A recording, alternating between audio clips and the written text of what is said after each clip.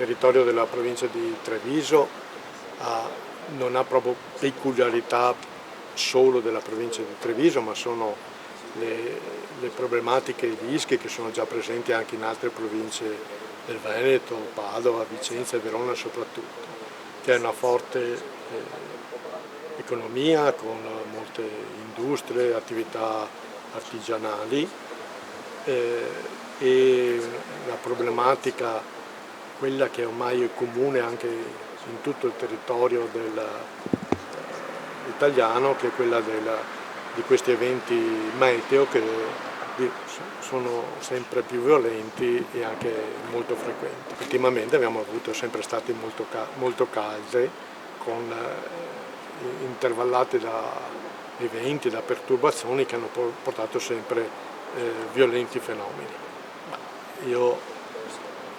sono da tanto tempo che sono qui in Veneto e sono in Veneto, poi col mio ruolo nell'ufficio soccorso della direzione ho sempre una funzione di coordinamento per gli interventi più alti, quindi conosco molto del personale con cui ho anche collaborato ed è un ottimo comando.